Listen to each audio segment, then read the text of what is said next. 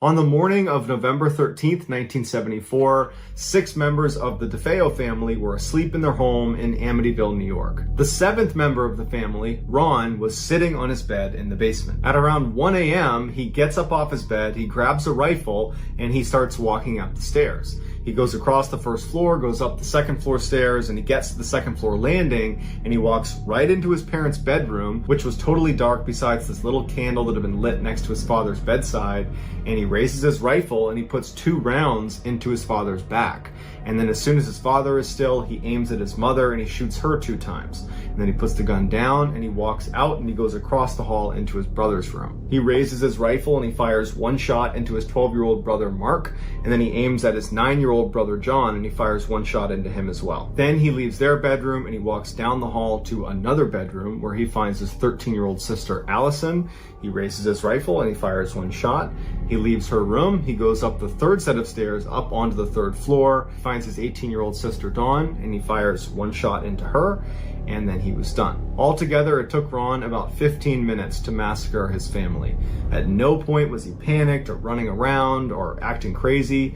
He was just walking calmly room to room, taking very well-aimed shots to ensure they didn't get up again. He put the rifle down and he went outside and he jogged to a bar where he went inside and he put on this big facade that he had just found his family and they were hurt and could you come help him? And when they got to the house, he refused to go inside, but the people from the bar went inside and they discovered this horrible scene. And when the police show up, Ron goes over to them and he actually confesses and says, "I killed my family." Even though the DeFeo family had a reputation for being very dysfunctional, it was Ron who had the worst reputation. He was known around Amityville for heavy drug use, for being a total alcoholic, and for getting really aggressive and confrontational with people. He was just a guy no one wanted to be around. And so when news got out in Amityville that this horrible thing has happened, and it looks like Ron is the one who did it, no one was really that shocked. But when details of the crime scene, specifically the way the bodies were positioned, made people wonder, is there more to this case that we don't know about? All of the DeFeo family members had been found lying face down in their beds, and none of them showed any signs of putting up a struggle against their attacker, which led investigators initially to think that they must have been sedated, that Ron must have drugged them somehow before he carried out this attack. But when the toxicology reports came back, no one in the family had any substance in their system. At first, the police did not think that was a very big deal. They figured, you know what? The family just must not have heard the different gunshots. He wasn't shooting lots of rounds. It was, 1 single round here, 1 single round here, that perhaps they just didn't hear it, and that's why no one tried to escape. But it turns out the rifle Ron was using, the .35 caliber Marlin, is one of the loudest rifles you can own. And in fact, investigators went out and did a test with it, and they fired it indoors, and you could easily hear it a mile away. And so investigators said, well, then it looks like they must have heard these gunshots, but for some reason didn't get out of their beds. They didn't try to fight back in any way. They just kind of took it. And then you have the weirdness of Ron's confession. On the night of the attack, when Ron is sitting on his bed and he can't sleep and everybody else is asleep upstairs, he starts hearing a voice in his head that's saying, "Catch them, kill them." He thinks he's just losing his mind. But then out of the shadows, straight across from him, from underneath the steps in the basement,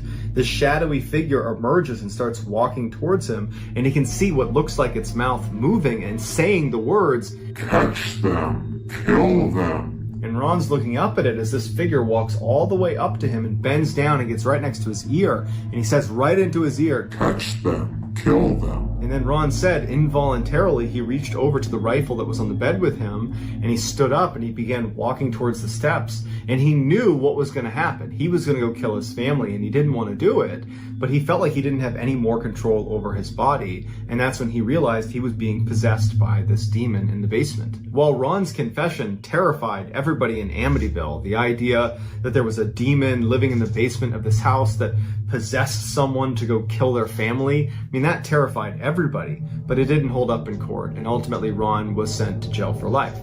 1 year after the attacks, another family, the Lutz family, moved into the house in Amityville, but they left 28 days later because they were hearing voices coming from the basement. After hearing about the mass murder that occurred in the house, and now the Lutz family saying that there's something in the basement, world-renowned demonologists, Ed and Lorraine Warren, they descend on the property, and very quickly Ed and Lorraine say, yes, this house is definitely haunted. And in fact, to this day, the Amityville house is considered one of the most haunted places in the entire world. But while Ed and Lorraine were there, they took a very famous picture. Lorraine was walking around the second floor near where the brothers' room was, and she was snapping pictures, and the only people in the house at the time these pictures were being taken were her and her husband, Ed.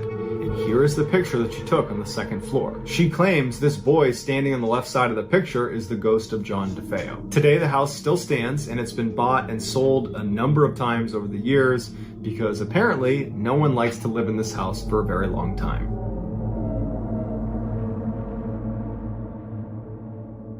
In 2006, Susan Lewis and her daughter Jamie moved into a new home in Southern California.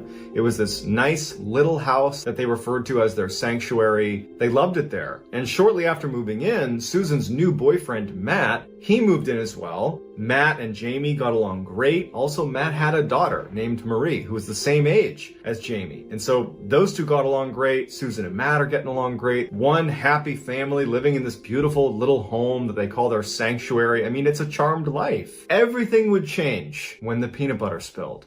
A few weeks after moving in, it's this beautiful summer day, and Matt and Jamie and Marie are all outside goofing around in the pool, and Susan steps away from them to go into the house to make lunch for the group. Susan goes into the kitchen, and she sees on the counter that a peanut butter jar had its lid off and had been turned on its side. And oddly enough, the peanut butter seemed to be running out of the jar like it had been melted. It was like in a liquid state, pouring out of the jar, and had gone all over the ground. She felt the temperature in the air, and it wasn't very hot. So she figures one of the kids must have come in here and for whatever reason, microwaved the peanut butter and then dumped it on the counter. And so she reflexively turns around. She's like, Jamie, her daughter, Jamie, get in here. Jamie comes inside and she's like, what, Mom? And she's like, did you do this? And Jamie would say that she literally laughed at her mom. Like, why would I do that? And her mom's like, well, I don't know. Do you know if Marie did this? And she's like, no, we've been outside. So she shoos her daughter away and she calls in Marie. And Marie too is like, no, I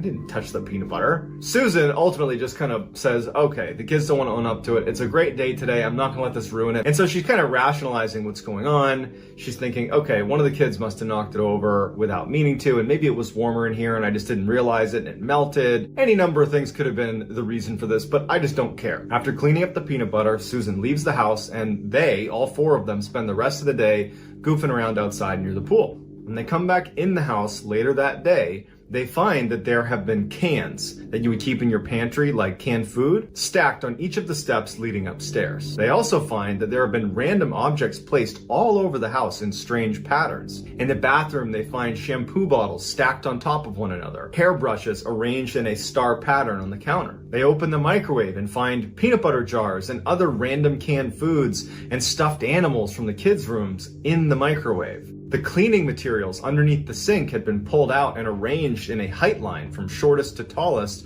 on the kitchen floor. Also, there were just strange liquids all over the walls. It looked like maybe ketchup or other sauces. They couldn't really tell what it was, but it was sprayed all over the house. There was shampoo on the walls and soap on the walls. And so when Susan and Matt and the girls go inside, they think that someone's invaded their house. So they run back out again. They're kind of looking around the property, wondering what they should do. And no one's come near their property. And they would have seen someone come to their property. So they start filming it. They go in and they film what's going on. That's why we have all these pictures. And they have no idea what to make of this. Matt believes it's Jamie, so not his biological daughter. Susan believes it's his daughter, Marie, and it starts this awful conflict between Matt and Susan. This would be the start of what would turn out to be a major fracture in this family, because it just continued to grow. You got to put yourself in their position. If you're Matt or Susan, you don't want this to be anything other than one of the kids did this. If it's not one of the kids, it means you had an intruder in your home. If it's not an intruder, then what caused it? They believe that the other child is doing this. They believed it so much that they did not see reason, but more than that, it would keep Matt and Susan from handling this the way I think anyone should have, which is get the police involved. They don't. So they start cleaning it up, and the house was really a mess, so it took quite a while to clean it up. And they ultimately just kind of moved on in that way that People who are in denial move on because you're in denial. That's what they were doing. So a week passes since finding their house in disarray with cans and jars all over the place and liquids on the walls.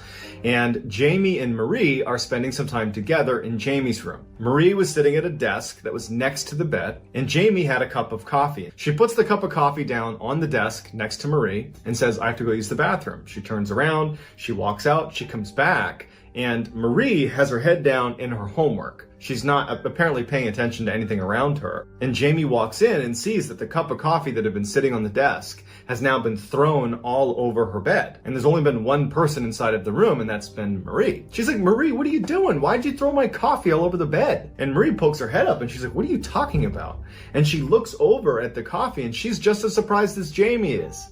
She's like, "I didn't do that." Jamie doesn't believe Marie. She's mad at her because Jamie believed that Marie was the one responsible for placing the cans and everything all over the house. And so this was just another example of her trying to get attention or something like that. Jamie leaves the room to get some bleach. She comes back and she puts the bleach down on her dresser. She had all her drawers open with her clothes out. And she has this bottle of bleach sitting right at the top of this dresser. And so she goes over to the bed, picks up the cup itself that had the coffee. She puts that back on the table, turns around to get the bleach, and the cap has been turned off and it's now dumping bleach all over her clothes. It's just pouring out. Marie had been sitting in the chair the whole time, and Jamie had seen her the whole time. And so when she sees the bleach dumping all over her clothes, she knows it could not have been Marie. So she screams. Marie looks over. She sees what's going on. She screams. Susan hears this and comes charging in the room, and she's like, "What's going on?" The girls can't describe what's going on. And as they're standing there, a picture frame falls off the wall. And it startles them all. They're looking over, and then another picture falls. It's one thing to have one picture fall, but to have two fall in close succession to one another, that's not a coincidence. Susan sees the pictures fall. She hears her kids in hysterics, and they run out of there. They get in the car and actually just leave the house because the girls just did not want to be there. This was a big moment in this story because to this point, Jamie, without saying anything, believed Marie was responsible for placing everything around the house and making a mess in the house. Marie felt the same way about Jamie. Again, they didn't say it to each other, but it's how they rationalized it. Susan was doing the same thing, but for both of the kids. She basically believed that either Marie or Jamie had placed the cans all over the house. Now, Susan is starting to believe that something else is going on in the house. And Marie and Jamie absolutely believe something is going on in the house. They actually suggested that we believe our house is haunted. At some point after driving around, Susan and Jamie and Marie go back to the house. Matt has been at work the whole time, so he's not there. When they get back to the house is once again covered in cans all up the stairs, placed in weird orientations on the ground, things in the microwave. The fridge has been opened, all the food's been dumped out. There's liquids all over the wall, and they hadn't been there, and neither had Matt. Now combine it with the fact that you just had this coffee and bleach incident and the picture's fallen off the wall. They're talking about the house being haunted. You can imagine what it was like to walk into that house and see it like that all over again when it could not have been Jamie or Marie or Susan. When Matt came home that night, he was just more convinced that it had to have been Marie or Jamie or even Susan, because Susan's acting like something's going on here, something paranormal's going on here, and he wasn't there. He didn't see the coffee and bleach incident. He didn't see the pictures falling off the wall. And now he sees his girlfriend kind of buying into this idea that it's some paranormal thing. He was a really intense skeptic and was just absolutely unwilling to see this as anything other than a bad prank that now his girlfriend is even getting in on. It causes a huge fight between him and Susan. He's like, "Why are you letting the kids doing this? Why are you feeding into this?" She's saying, "You don't get it. There's something wrong with this house." Practically at each other's throats, they pick the house up again. It takes forever. They put everything back. And by the end of it, it's like no one wants to talk to each other. The kids are fighting with each other. Susan and Matt practically hate each other. And that's how that night wraps up. That night, all the power went out in the house. And all they heard all night was doors banging nonstop. And their stove is set to light, so all you hear is that clicking sound. They couldn't get it to turn off. I mean, right in front of them, there's all this paranormal activity, and they're recording it. And they have no idea what to do. Even though we view this story and say, "Come on, guys. Either this is an elaborate hoax or you gotta go to the police. You gotta do something right here. You're doing it wrong. You're in denial. You're fighting with each other. You can't do that. You got to do something about this. But now put yourself in their position. Their world has been completely turned upside down. Everything they believed and understood about the world is being questioned right now. They are trying to hold on to every last shred of that former life and understanding of life that they had before this haunting began. And so they don't handle this well. They just continue to fight and to be at each other's throats, blaming each other for all the things that are blatantly happening in front of them that have nothing to do with Matt, Susan, Jamie, or Marie. So at this point, Susan and Matt and the girls have not told any of their friends or other family members about what's going on. So the next day, Susan would actually go to her close friend and say, here's what's going on, and I have no idea what to do. And her friend would say, maybe you ought to try giving it a peace offering. Maybe this thing in your house, feels like you're intruding. And if you offer some sort of peace offering to demonstrate that you mean no harm, that you want to coexist, that maybe it'll get along with you. Maybe it'll stop. So whether this was good advice or not, we don't know. But Susan finally has something that she has control over. And she really gets into this. She gets the girls. She knows Matt's going to be out for the day at work. And she knows Matt would not be cool with doing this. He would not believe that offering a peace offering is going to do any good. It would just cause more fights. And so she saw this window of time to take the girls and do this peace offering. She had this little figurine. It was a cat figurine. Susan loved cats, and she figured that a cat represented something she loved. And so it would be the perfect kind of deliberate, intentional offering showing that she means no harm, they mean no harm. Let's kind of call it truce here. And she puts candles on this table, and she puts the cat right in the middle, and she doesn't know what to say or how to do it. And the girls are just sitting there like, what's happening here? And Susan just kind of says, please accept this gift. It's my gift to you. We mean no harm, and we want to coexist. And it just so happens that as they're performing this kind of ritual, Matt came home. He had not slept the night before. It had been a really bad night with the slamming of doors and all that craziness. And so he left work early. He called in sick, basically. And he comes into the house and literally sees Susan doing this kind of ritual with his daughter and his stepdaughter. And he immediately goes to like, absolutely not. We're not going to go to trying to interact with this thing. We're not going to act like it's real. It's not real. And so he goes over and he kind of picks up on what they're doing, that this cat figurine is at the center of attention. And, Susan and the girls are telling him, don't do anything, don't touch it. And he takes the figurine and he walks out to the back deck and he throws it onto their backyard. And Susan and the girls are crying because they're like, oh my gosh, you're going to make this so much worse. Everybody's attention is towards the backyard. When they all turn around to look at the mantle, Matt thinking he had solved the problem, there is a figurine, an identical one of the cat that's sitting on the table again. They all gasp, they can't believe it. And it doesn't make any sense. They watched Matt throw the figurine. Matt doesn't care, picks it up and throws it on the ground and smashes it right then and there. And it's just this crazy sequence of events that when you hear the firsthand interviews with Susan, she can barely describe this moment because you're seeing something reappear. And then Matt is destroying it. It's like a very deliberate, aggressive act towards this thing in the house. The very opposite of what it was meant to do. And Susan would say that she knew they were going to go through hell for that. That night, after everybody finally fell asleep, Jamie wakes up in the middle of the night and goes down into the kitchen to get a snack. When she goes in there, she sees written all over the walls, everywhere, is the word cat. Everywhere.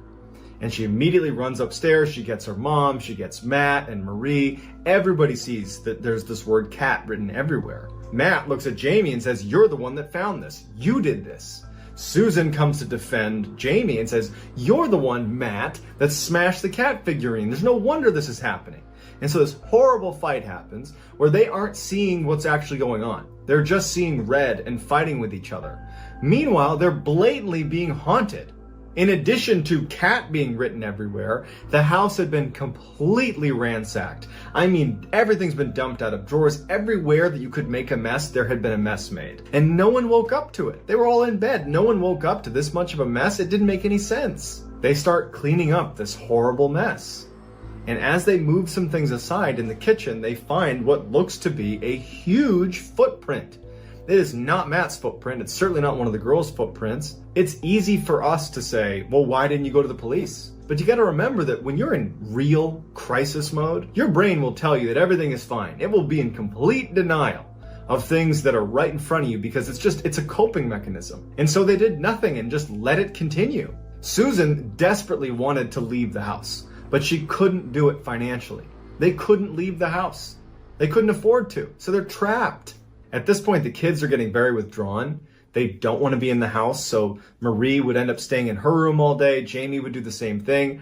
Matt and Susan weren't talking. There was just nothing being done to correct the situation, and everybody was so upset and angry with each other. It was just a worst case scenario. So in the last couple of weeks that they ever stayed at this house, because they would leave, two major events occurred. The first one happened when Marie was home alone. She was only going to be there for a couple hours by herself, and even though Susan and Matt did not want to leave her alone, they didn't have another choice, and Jamie wasn't there. So Marie's going to be home alone, and it's nighttime. So this is like straight out of a horror movie. She's sitting in the living room watching TV, and at some point the TV starts turning off and on.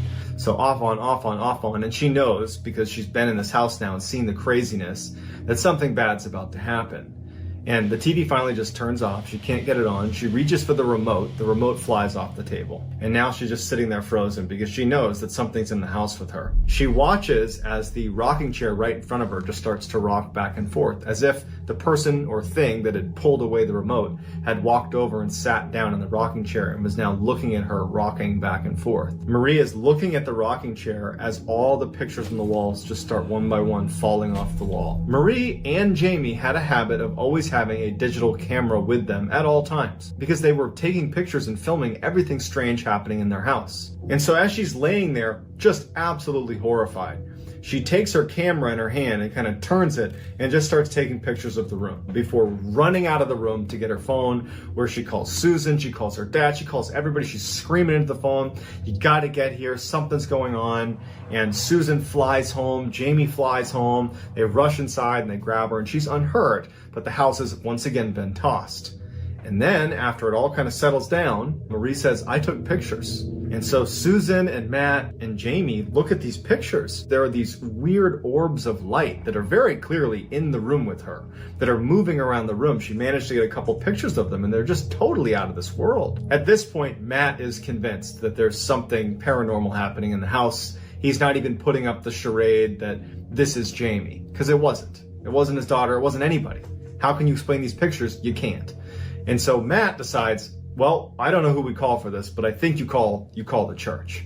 And so he tried calling a bunch of priests and pastors and tried to get anybody to come over. And the best he could do was get a pastor to come over and pray with them before leaving and saying, "We can't help you." And so they were totally on their own, and they can't afford to leave. They know something horrible is happening here, and they're just trapped.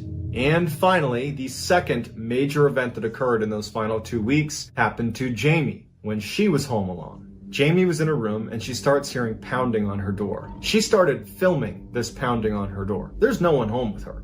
And you just hear in her voice that she's terrified and someone is pounding over and over on the door, on her bedroom door.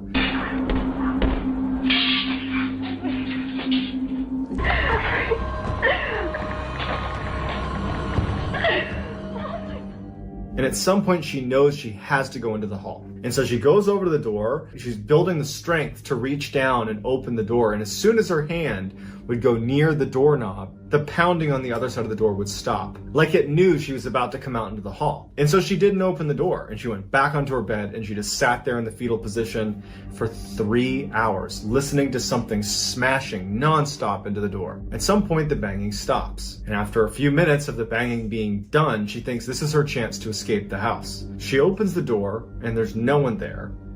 But the door on the outside, where the knocking had been happening, there's this huge dent and divot in the door.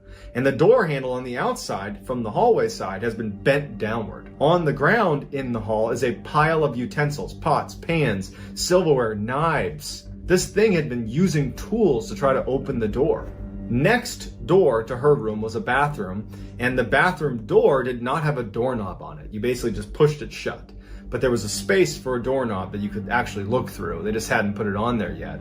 And she noticed in the bathroom that the light was flickering. And she thought, I think it's in there. And she decides she's going to try to trap this thing. So she goes to her desk where she had some string. She goes back over and loops the string through this hole in the door and leans back and pulls the door shut, thinking she's trapped this thing inside. As soon as she does, she starts feeling resistance on the door. Someone is pulling back. And at some point, the string gets cut and she falls back into her room. At which point, the bathroom door swings open and she says, "I'm about to come face to face with something out of my nightmares." But before she could see this thing come out of the bathroom, her bedroom door slams shut and she hears the rustling of pans and tools and metal clinking against each other right outside her door. She knows this thing is interacting with all those tools and pots and pans right on the other side of her door. It's this horrifying thought. And after just a moment or two, she sees smoke coming into her bedroom. And so she immediately runs to the door to try to open it. And when she does, she sees that now there is a frying pan sitting in the hall that has a toilet paper roll completely on fire, and that there's been toilet paper strewn all over the hallway. Like this is a wick and it's gonna light the hallway on fire. She grabs a sweatshirt and she smothers the fire. At this point, she's in full survival mode. She knows she has to get out of this house. It's trying to kill her. And so she walks down this hall, pulling aside all of the toilet paper, getting ready to come face to face with this horrible thing. She goes into the living room. The whole thing has been covered in toilet paper, paper towels, papers have been strewn everywhere. This thing was trying to light the house on fire with her trapped inside. And so she manages to make her way through this maze of toilet paper. She sees there's no other fire set, and she goes outside defeated and just sits on the front steps of her house, waiting for her mom to come back. Susan, Matt, and Marie were all together, so they came back and they saw Jamie sitting on the front steps just crying. They go inside, they see the scene. Jamie explains what happens, and that was it. They knew they were going to have to go bankrupt to leave the house. They did not have the money to leave, but they had to leave. And so they barely packed up and they left that house. It didn't sell. Susan literally went bankrupt, and soon after they left the neighborhood, their neighbors left the neighborhood, and 5 other neighbors in their immediate vicinity all left. All of the houses did not sell. They are all vacant. No one knows why. Susan, Jamie, Matt, and Marie, since leaving that neighborhood, even though they were ruined financially, they were very happy to get out of there. They've had no other paranormal activity since they left, and they're just glad they got out of there with their lives. Just a reminder, my very first book, Mr. Ballen Presents Strange, Dark, and Mysterious, The Graphic Stories, is out right now and shipping worldwide. You can find it wherever books or audiobooks are sold. This book is truly a brand new experience for anybody who's a fan of the strange, dark, and mysterious. We've never had a book before, so this is a big deal. It's a collection of 9 stories. Some are new, some are old, but they're all awesome. The artwork is incredible. The storytelling is just superb. So if you have not purchased your copy yet, or you haven't bought it for one of your friends yet, well, come on, go to book.ballenstudios.com or go to wherever books are sold and get a copy today. Again, that is book.ballenstudios.com or go to wherever books or audiobooks are sold to get your copy of our first book today.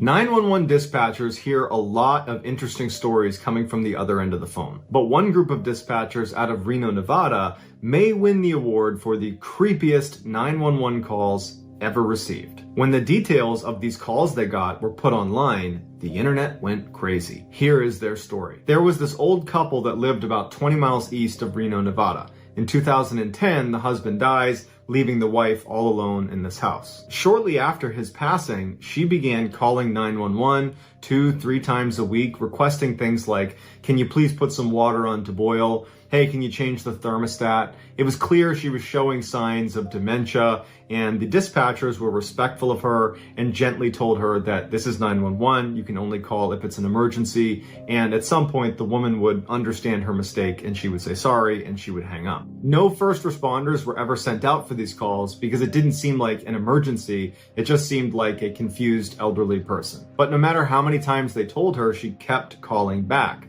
And eventually her calls took a turn. Instead of calling 911 to ask for help with mundane tasks around the house, She would call 911 believing she was talking directly to her deceased husband, John. The dispatcher would pick up and the woman would say, "John, where are you? John, John." By this time, the dispatchers had gotten so many calls from this woman, they would recognize her address coming through and they knew what to expect. They would answer the phone, they'd be respectful, and they would tell her, like they always did, "This is 911. You can't call here. You need to talk to your family." And again, they did not send a responding unit out to her because it just seemed like she was confused, not in any danger. But one day when she called, she sounded frantic and scared. "John, please come home. Help me. I need help. John, come home."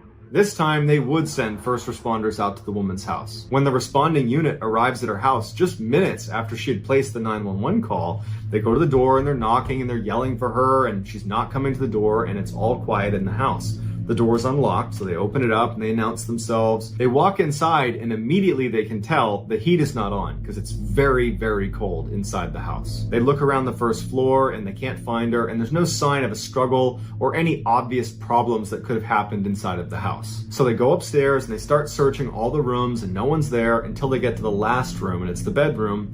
They go inside and there's an older woman who's lying on the bed and she's clearly deceased and has been for several hours because rigor mortis had already set in. The police are able to confirm that the woman who's lying on the bed is the same woman who owns the house and lives there. And at this point, they call back to dispatch and they tell them, "Hey, the woman that you claim made this 911 call, well, it can't have been her because based on rigor mortis, she was dead at the time that 911 call was made." But the dispatchers are like, "No way. We know what she sounds like. We speak to her multiple times a week. We have a whole protocol built when we see her address come across because we speak to her so often. That 911 call that you got that led you to that house where she was, that call was made by her." What they ultimately decide is the reason for this discrepancy is she didn't have rigor mortis. She was just stiff because it was really cold inside of her house, and that she had died in those couple of minutes between leaving the 911 call and when officers arrived. But in the back of everybody's minds, they're a little freaked out. A few days go by and another call is placed to 911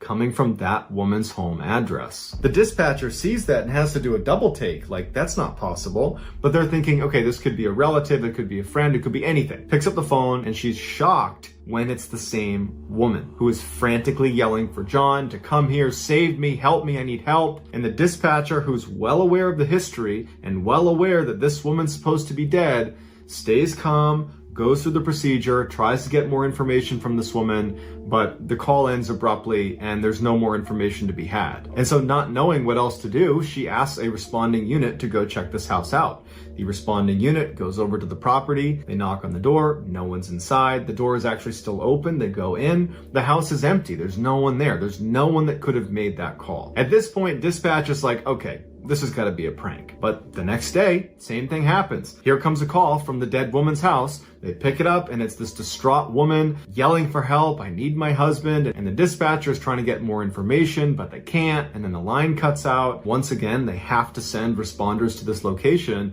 because this woman has called 911 and is saying that she needs help. And once again, the officers get to the house and it's vacant. Just like when she was alive, these calls would persist multiple times a week. They continued even after her house was broken into and burned to the ground. There's not even a house anymore.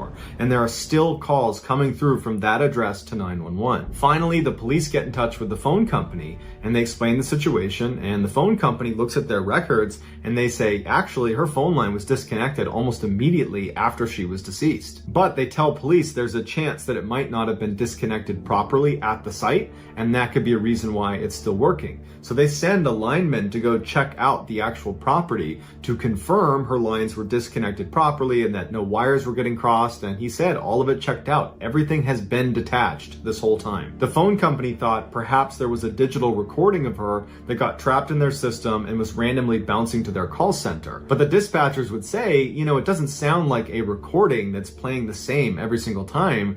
It's always the same message. She's yelling for her husband to come save her. But the way she sounds is always different. It's a unique phone call every single time. So because there wasn't a definitive explanation for why this was happening, they had to treat each call like it was serious. And so multiple times a week for a year, they received these ghost calls and had to send out responding officers to check on her, even though the house was gone and there was nothing there and there was never anyone there. It was just a vacant lot. And then finally, a year after this woman has died, the calls just abruptly stopped. And the police did not launch an investigation into what it was, because the reality is police need to prioritize things that are threats to people or places. And this really wasn't either of those things. It was just really bizarre. And so the official explanation for how a dead woman could be calling 911 from a non-existent phone line in a non-existent house for a year is, we don't know.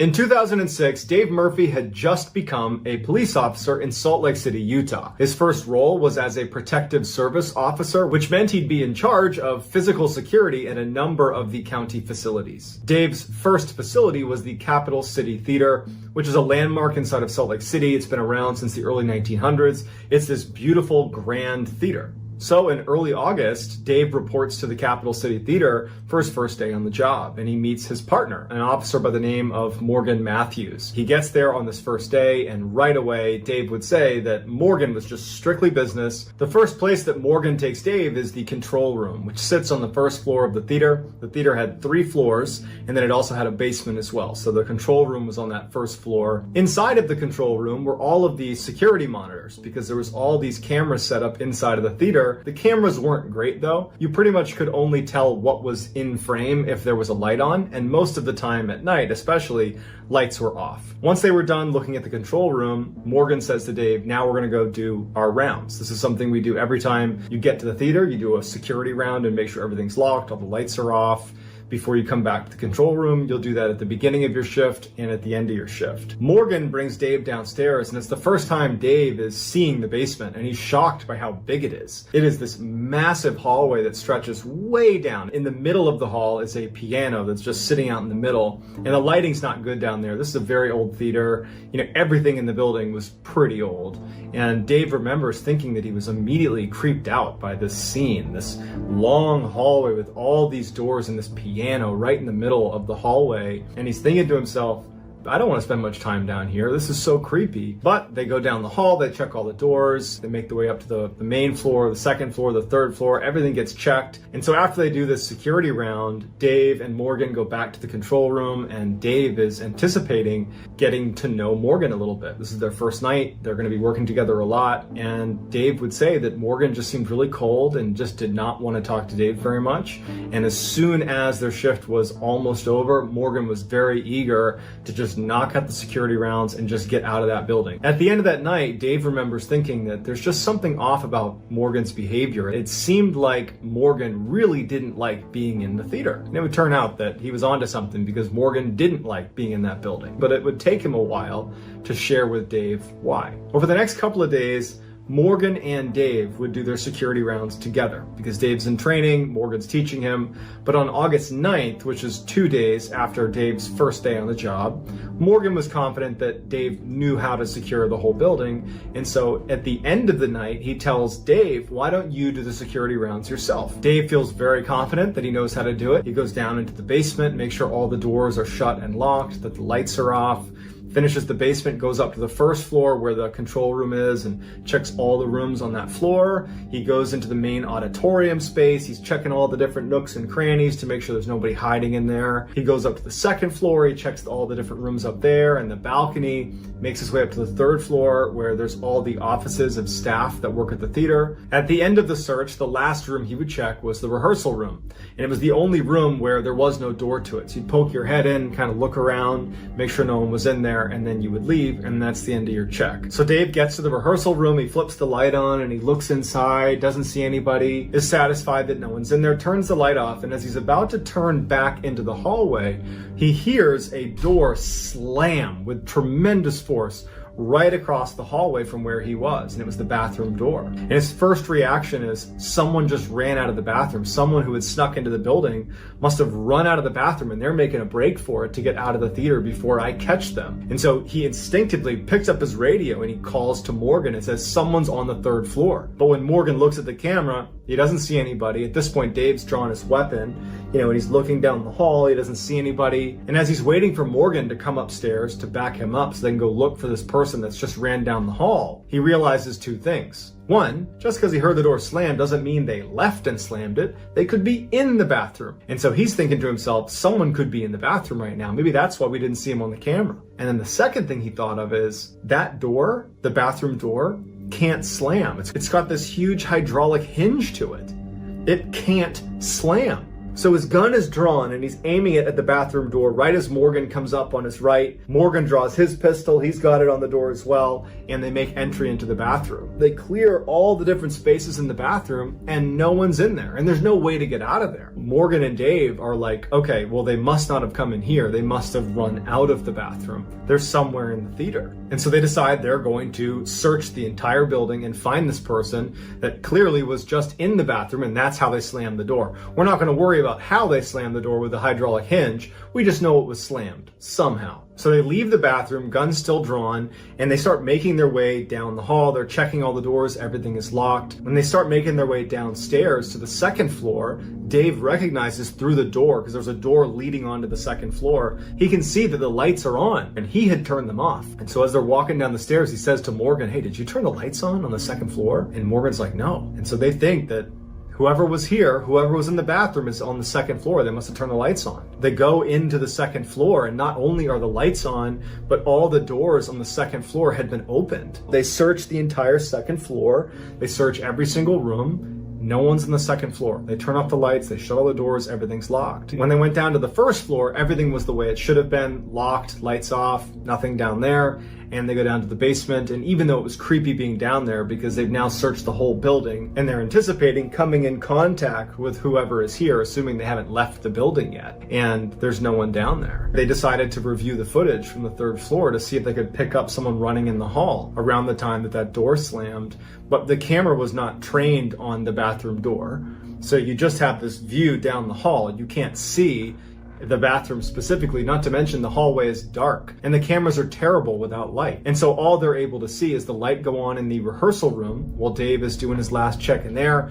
The lights turn off because Dave's about to turn around. And then after that, you just hear this massive slam of this door, but you can't see what happened. So they don't know what to make of it. They're both very much on edge that someone might still be in the building. And so they do another sweep of the building and no one's there. And so they decide to just chalk it up and say, we were hearing things and seeing things. I'm sure it's fine. Let's just get out of here. And they leave. A couple of days later, on August 11th, Morgan is working alone. Dave wasn't coming in that day, so Morgan's alone in the theater doing a shift. And at some point in the night, as he's sitting in the control room, he thinks he hears whispering in the hall right behind him. And so after the experience he had with Dave a couple nights ago, he's on edge. So he draws his pistol right away. And so he goes out into the hallway, and immediately when he steps into the hall, the whispering seems to go farther and farther away from him down the hall. So he gets out there, he's looking around, he can't see anything. He makes his way down the hallway towards the stairs that go down into the basement, or if he wanted to go up to the 2nd floor. And when he gets to the top of the stairwell, he's gun drawn, looking down, looking up. He hears what sounds like coughing coming from the basement. And at this point, Morgan said that he was actually pretty scared. I mean, imagine being alone in this theater. Just a couple of days earlier, you've had this weird experience with slamming doors and doors being opened and lights going on that somebody else, another police officer, witnessed with you. You're alone in this theater and you're hearing coughing coming from the basement after hearing voices behind you. That's pretty terrifying. So he very slowly starts going down the stairwell. He's getting ready to clear the corner, and just as he does, the coughing stops. He turns the lights on and he looks down the hall and there's nothing there. He starts making his way down the hall. He's checking every door, making sure it's locked, making sure that everything is secure. And he gets all the way down the hall. And as he's almost done checking the basement, he smells smoke, and it's coming from a door right next to him. And so he unlocks that door and he goes in, and there's no fire, but all he can smell is smoke. So he turns the light on. He's looking around. There's no fire. He's convinced that somewhere down in the basement there's a fire.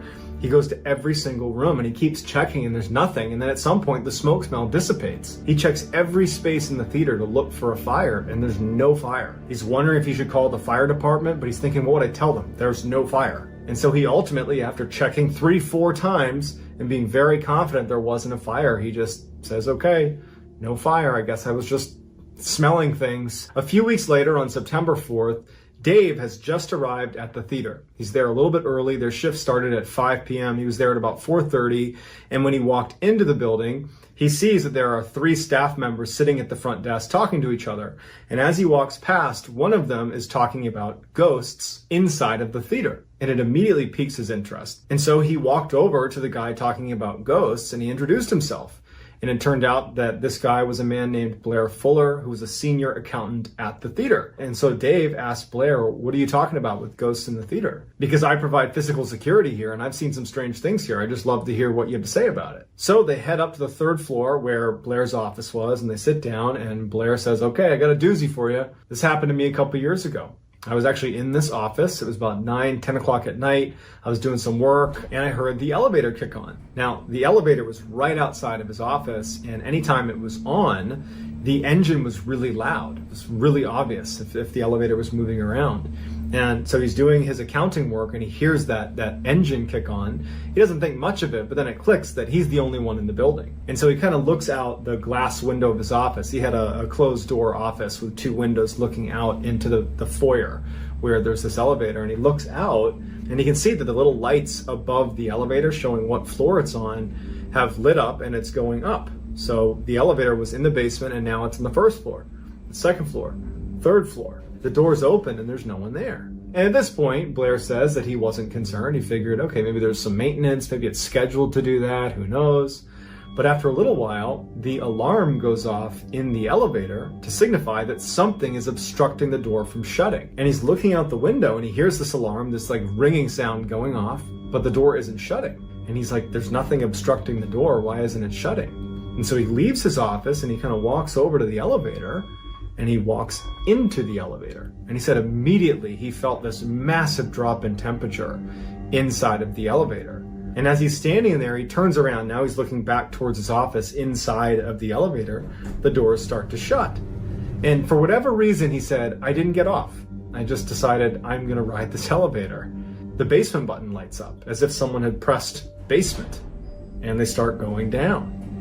And he's sitting there thinking, what in the world is going on? It was just on an alarm because the door wasn't shutting. And then miraculously, when I go inside of it, it suddenly works again and it's going to the basement. So he goes to the basement, the door opens, there's no one there. He steps out and Blair says that it took all of his courage to yell out, hey, is anyone down here? And as soon as he did and he didn't hear a response, he said he didn't want to make any more sound. The elevator sat in the middle of the hall in the basement. It's that huge hall with that piano sitting right in the middle. The lights are off. And he pokes his head down one way. There's nothing down there. He sees the piano barely from the light of the elevator. And he looks down the other way. There's no one there. And at this point, he's just so spooked. He just gets back in the elevator and he hits floor 3, floor 3, floor 3. And he's hitting like door closed, door closed, door closed. The door closes and he goes back up to his office. He goes into his office and he shuts the door and he sits down and he's thinking like, what was that? Why did that just happen? I got to find out if they're running maintenance or something. And as he's sitting in his chair thinking about this strange experience, he hears what sounds like banging sounds coming from outside of his office in that foyer near the elevator. He just goes to his door and he opens it up and he pokes his head into the foyer and he looks to the side and there's this big filing cabinet and all of the cabinets are out. They've all been pulled out. He certainly didn't do this. And it was as if someone was one by one pushing each of them shut, these big heavy cabinets. And he's watching as one by one these things are slamming shut. One by one until the whole thing is shut. And so he goes over and he's like trying to disprove what he just saw, that he can open up a drawer and that it will shut on its own. But none of them shut on their own. You have to shut it. Something has to shut it for it to shut. And so he packed up for the day and left and did not work another night shift at the theater. Later that night, Dave would share Blair's story with Morgan. He wasn't really sure how Morgan was going to react, but Morgan actually would open up and he would say, before you started working here, I always felt like I was being watched when I was here. And then we had that experience, obviously, where the lights are coming on and you heard that banging from that bathroom door. And then just a few days ago, I heard voices coming from the hall, and I heard someone coughing in the basement, and I smelled smoke, and there was no one there. And so they start going back and forth, exchanging stories of just how uncomfortable this place made them feel. And so they're wondering what they should do about this. And Dave has this idea. He's like, my best friend, I'll invite him to come over here one night, and we'll tell him that we're giving him a tour of the building, and we'll just see what he says. We'll see if he reacts to anything here. Who knows? Maybe something strange will happen, and then we'll have another person validate it. Morgan thinks that's a good idea, and so Dave reaches out to his best friend, Greg. Greg would say that he was a little bit surprised to be getting this offer to come take a tour of the theater, but he was interested, and since Dave was asking, he figured he would oblige him. And so Greg agrees to come to the theater and take a tour. So the next day, Dave and Morgan are at the theater, and Greg shows up. And so they start this tour. They go in the main auditorium. They're looking around, and they make their way into the basement. Morgan turns on the light, and Morgan and Dave instantly see a little ways down the hall on the left, one of the doors has been opened. And so Dave and Morgan push Greg out of the way. They draw their pistols, and they're aimed at the open door. And so Greg just stays behind them as Morgan and Dave make their way down to this open door. And when they get right outside the door and they're about to push it open to go inside, the door slams shut right in front of Greg and Dave and Morgan. And they all are looking at each other like, what's going on? But before they can do anything, the door handle starts rattling really aggressively. After the rattling stops, Dave and Morgan look at each other and they nod their head like, we got to go in there. Greg is scared about being out in the hall alone, and so he just follows them in. And so the three of them go into this room. Dave and Morgan are, pistols drawn. It's a small room. There's no one in there. Light switch on, no one in there. Greg suddenly gasps and he points to the corner and he says, someone's sitting in the corner. And Dave and Morgan immediately train their guns on what's in the corner, but no one's there. And Greg's like, I just saw someone sitting in the corner. It looked like he had a hood on, he had like a sweatshirt on, I don't know, but he was right there. And so Dave and Morgan, they're freaked out because they brought Greg here on some level to disprove the strangeness. And now the three of them have seen a door slam that shouldn't have been open in the first place. Greg's claiming to have seen a figure sitting in the corner. This scared the crap out of all three of them. They quickly left, locked, shut off the lights, went upstairs. Greg's like, I'm out of here. Greg leaves.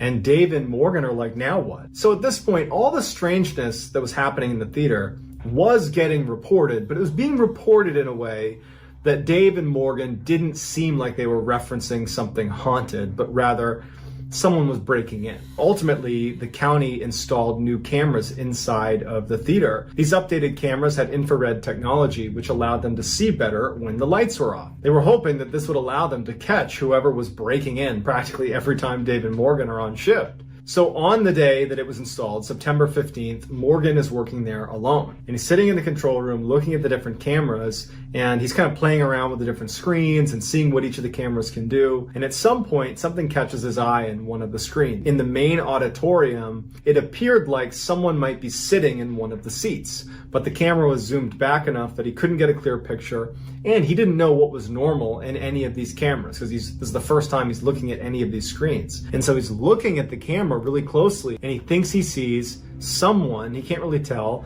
that has a hood on or a shroud on that's just sitting in the middle of the theater. And it starts turning its head like this. And he can see clear as day a set of eyes. And before Morgan has a chance to do it, it just starts raising into the ceiling and disappears. Morgan didn't even check to see what it was. He was done. He literally quit that day. That was his last day at the theater. A couple of weeks after Morgan has quit and Dave is working alone at the theater, he's in the control room, and all of a sudden he hears a piano playing. And there's only one piano in the entire theater, and it's sitting in the basement. It's his job to protect this place, so he knows he has to go down and check because it could be some hooligan in the building somewhere. So he leaves the control room, and as he starts walking over to the stairs with his gun drawn, the music is getting louder and louder. The piano is getting louder and louder and louder. He makes his way down the steps, and as he's about to turn the corner, he hears the guard that protects the keys on the piano slam shut, and the piano stops. Then he turns around the corner and he looks, and there's no one down there. He flips on the light. No one's in the hall. He knows he's not going to find anyone down here. It's this entity that's causing all this mayhem inside of the theater. Dave's seen enough. He's done. He is done with this theater, and he goes right back upstairs. He goes in the control room, locks it, stays there till the end of his shift, and then he is out. And the next day, he goes to his sergeant and he says, "You can't ever put me back inside that theater or I will quit." And so sure enough, he was transferred. Over the next 2 months, they didn't have anyone who could do full-time security at the theater. So different random officers would be there for a couple hours, a couple of days a week until November 26th. They found another officer, a veteran police officer named Josh Thomas, who was going to be working at the theater full time. On November 26th, the first night that Josh Thomas was going to be there, he didn't have anyone to turn over with. So he was just alone at the theater. And it just so happens that Dave is in a patrol car near the theater. And when at some point in the night, Josh comes over the radio and says, "Hey, I need backup right now. Someone has broken into the theater." Dave knows that it's probably not someone breaking in. He knows what's going on inside that theater. He was the closest to it. And even though he did not want to go, he felt like it was his responsibility to go to that theater and be Josh's backup. And if it was what Dave thought it would be, this entity in the theater, that he would be able to explain to him what he had seen before he ultimately decided never to go back. And when Dave gets to the theater, there's this back door that they would go into, and he sees Josh is standing just outside the theater. And Dave would say that Josh's eyes were, like saucers. He looked terrified. And so Dave has an inkling of what's going on, and he goes over to Josh and he's like, "What's going on? Is someone still in there?" He said that he had been doing security rounds, and he had heard what sounded like voices when he was in the basement, and he didn't think much of it. He checked all the rooms, everything was shut. And when he made his way up to the third floor, he saw that the elevator had kicked on. It was in the basement, and suddenly the light was on and it was whirring up to the third floor. And when the elevator opened up, there was no one there. And he's standing there looking at it, and he looks inside, there's no one there, and then the alarm goes off. That's when he called in for backup. Dave says, "Look, let's just go search the building, we'll do it together." They clear the whole theater, no one's there. And before Dave leaves, they go into the main auditorium where the stage is, and they're just standing on the stage chatting with each other. And Dave, his back is to where the audience would be. And Josh is facing Dave, facing towards the seats. Josh just suddenly stopped. Mid-sentence, he's just frozen and looking just beyond Dave's shoulder. And Dave goes, "What?" And Josh goes, "There's something behind you." Dave slowly turns around, and as soon as he does, he can tell immediately what Josh is looking at. Standing in the very back of the theater away from them is a man standing in the corner with its hands by its sides. Its back is to them, and it's looking down with a hood over its head. Dave turns his whole body around to look at this thing right as this thing turns around real quick and looks directly at them. It has these deep, dark, sunken eyes, and its face looks like it had been very badly burned, like it was black and charred. And it's looking at them before it just turns and runs out the back of the theater. Josh believed that that was an intruder. Dave was fairly certain that that was just another example of this entity that haunts the theater. But they would search the building and they could never find that cloaked figure again. And that was when Dave sat Josh down in the control room and he filled him in on why Morgan had quit and why he ultimately had quit. And he also told him the story from Blair. So Josh is like, "Great, I'm glad I work here now." This was the last time that Dave would go to the theater. But Dave would do some additional digging on the history of the theater. It would turn out that in the 40s, there was this horrible fire, and a man had been trapped in the basement when the fire had erupted, and he had died inside of the theater. And so Dave would share this information with Morgan and with Josh, and the three of them all believed that what they were witnessing was the ghost of that man who died in that fire.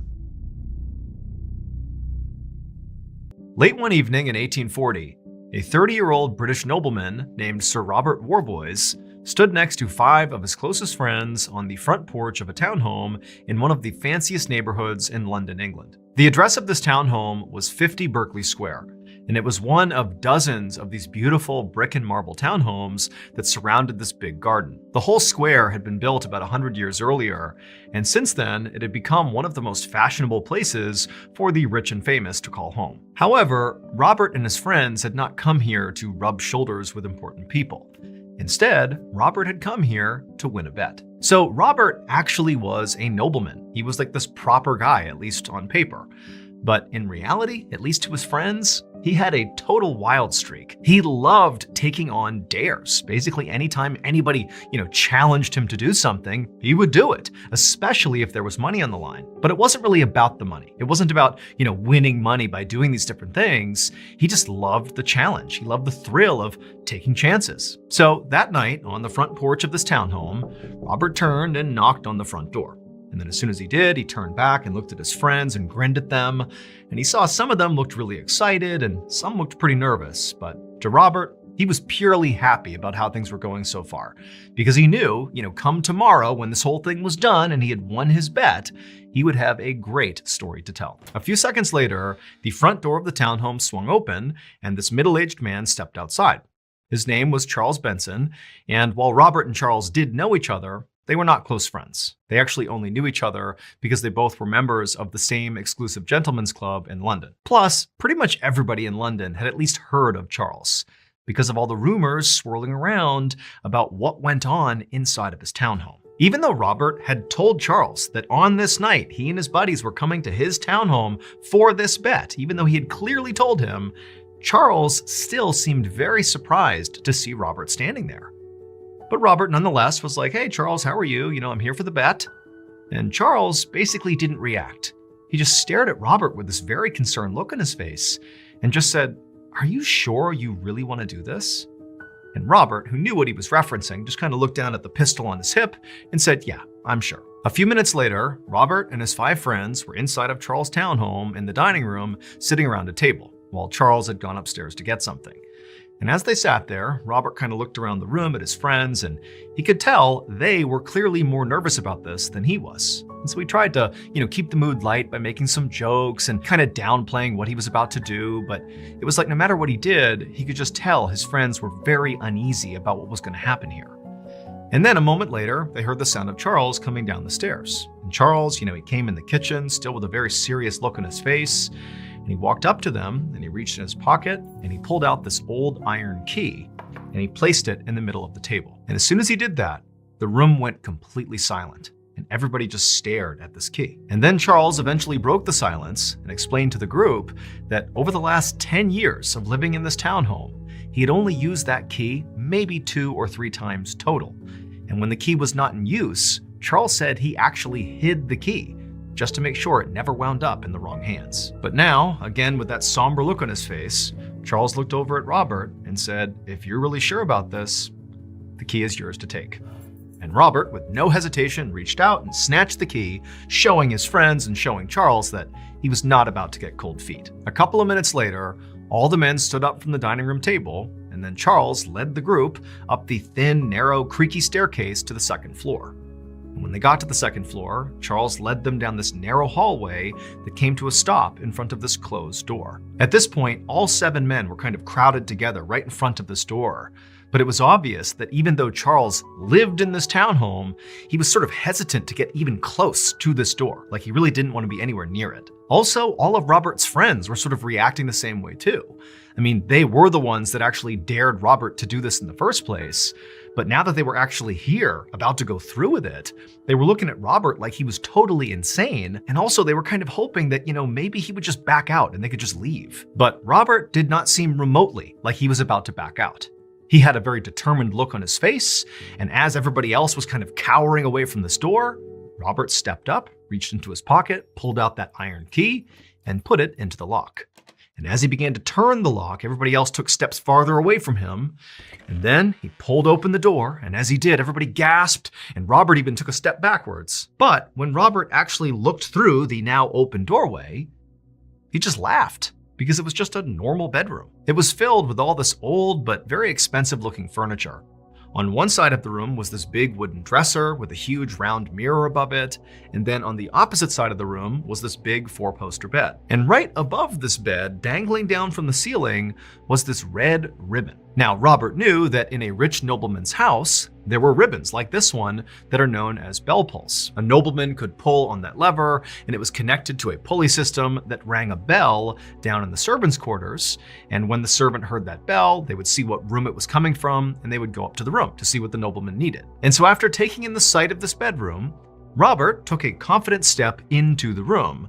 And as soon as he did, Charles reached out and grabbed him by the wrist and said, "Hey, Robert, this is your last chance to change your mind. Are you sure you want to go through with this?" And Robert kind of looked back at his friends and smiled and said, "I'm sure. I'll see you guys tomorrow morning once I've won the bet." Then Robert released Charles's grip on his wrist, walked into the room, turned, shut, and locked the door. At this moment, Robert's friends didn't really know what to do. They were still sort of shocked that Robert was actually going through with this. I mean, even by his standards, this felt particularly reckless. they also felt kind of guilty. I mean, they were the ones who ultimately put him up to this. So, if Robert got hurt, which in theory could actually happen here, it would be partially their fault. And so Robert's friends turned to Charles to see what he was thinking. And Charles had this very grave, resigned expression on his face.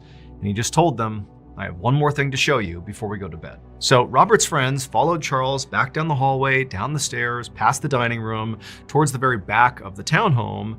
And when they got there, they found there was sort of like a studio apartment area back there. There was a kitchen area, a laundry area, and there were several beds. Charles explained this was where his servants lived and worked, but he had given them all the night off because he knew it was possible that Robert and his friends would be here for this bet and they would need a place to stay. Charles pointed to a space right above the beds where there was this row of all these bells in a horizontal line. Each of these bells were connected to various bell pulls throughout the house, and he pointed to one particular bell and told them that that was the one that was connected to the bell pull in the room Robert was staying in tonight. And so he said it was their job tonight to constantly monitor that bell all night. So somebody had to be awake all night listening to that bell, because heaven forbid if Robert pulls that bell, that was going to be the signal that something bad had happened in that room. And so their job was basically to be on guard all night to potentially run up and rescue Robert if he needed it. Around 3 hours later, all of Robert's friends were sitting on the floor in the servants' quarters playing blackjack.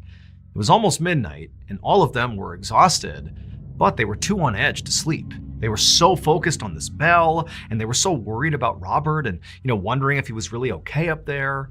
And they also had become convinced that, maybe the bell would ring and they wouldn't hear it if they were making too much noise. And so they had made this decision to silently play blackjack and just focus exclusively on this bell. But it had really created a lot of extra tension in the room. They're basically all just staring at the bell, dealing one hand after another, paranoid it would go off, and wondering what would even happen if it did. And so hand after hand, the friends are playing blackjack, anxiously watching this bell being completely silent. And then suddenly they hear this sound that makes them all jump. But it wasn't the bell. It was a blood-curdling scream coming from upstairs. And for a moment, the friends just sat there in shock. And then they got up and began running out of the servants' quarters to see what was going on. And as they did, Robert's bell began ringing furiously, so loud it hurt their ears. And so they charge out of the servants' quarters and literally bump into Charles, who also is coming to figure out what's going on. And as a group, they begin running up the stairs to the second floor. And all the while, the bell is ringing furiously. There's screams coming from Robert's bedroom. And by the time they got to the second floor, suddenly everything went silent. The ringing stopped, the screaming stopped. They're in the second floor in that hallway, and it's just deadly silent. And up ahead of them is that closed door. And so Charles and the group, they begin walking down the hall, having no idea what to expect. And right as they're about to reach the door, they hear this loud bang sound. And then silence again. Seconds later, Robert's friends were at that door, pounding on it, screaming for Robert, "Come open the door," because Robert was the only one with the key. But Robert wasn't making any noise. The room was still totally silent. And so eventually the friends began kicking on this door to try to break it down. All the while, Charles is just kind of standing back in the hallway, watching this horrible thing unfold. And then finally, the friends manage to literally kick the door in. I mean, it's a 100-year-old house. The door gets kicked in, and the friends stumble into the room, and they look over towards the bedroom, and they all just freeze in shock. When Charles bought this townhome 10 years earlier, it came with a very dark backstory. The previous owner had apparently kept his violent and psychotic brother locked up inside of this second floor bedroom where Robert was. And after this brother died inside of this room, all these strange and frightening things began happening inside of this room. People began hearing these awful wailing sounds coming out of this room when nobody was in there. And then they'd go into the room and the wailing would stop, but furniture had been moved all around the room, even though, again, no one had been in there to do that. And then also, people began seeing this sort of amorphous gray figure sort of moving around inside of that room, especially at night, kind of slinking up against the wall and across the floor. And even though nobody had any idea what it was, it just felt like it was evil. And so they began calling it the nameless thing, and they referred to it as the physical manifestation of evil. However, not everybody believed this story. In fact, one person who absolutely did not believe the story was Robert Warboys. He thought this was just a tall tale designed to scare people. And so when his friends dared him to spend one night inside of that bedroom where supposedly the nameless thing lived, he happily accepted, because to him, it didn't seem risky at all. Spending one night in the haunted room was no big deal because it's not actually haunted. He'd be fine. And anyways, it would make for a great story to tell down at the Gentlemen's Club. Unfortunately though, the night in that bedroom did not go as Robert hoped. When Robert's friends burst through the bedroom door and looked inside, the first thing they noticed was the bell pull, the ribbon from the ceiling, had been yanked out of the ceiling, and Robert's pistol was on the ground next to the bed. And then on the other side of the room, there was a very obvious bullet hole in the wall. And so that was the loud bang sound they heard as they were coming down the hall. It was the pistol going off. And then there was Robert. Robert was laying on the bed, and he was totally rigid, and he actually was still clutching the red ribbon from the bell pull. And as they stared at him, they saw his eyes were wide open and bloodshot, and his lips were kind of pulled back in this horrible grimace with his teeth exposed. And for a second, his friends thought Robert must be having a seizure of some kind. That's why he was so tight on the bed like that. And so they ran to him, trying to snap him out of it. But as soon as they touched him, they realized that the reason he was rigid was not because of a seizure. It was because Robert was dead. That night, Charles would call the local coroner, who would come by and take Robert's body, and also he would open up an official inquest into Robert's death to figure out what had happened to him. And the verdict of this inquest was that Robert had died from massive heart failure caused by unknown circumstances. But to Charles and all of Robert's friends who were there that night and actually saw Robert in the room, it seemed plainly obvious that what had happened here was Robert had come in contact with the so-called nameless thing in that room, and it literally scared him to death. In the nearly 200 years since Robert's death, 50 Berkeley Square has had many different owners, and virtually all of them have reported either seeing, feeling, or hearing some sort of malevolent, ghostly presence inside of that second floor bedroom. To this day, that particular bedroom, where the nameless thing apparently resides, is considered one of the most haunted places in the entire world.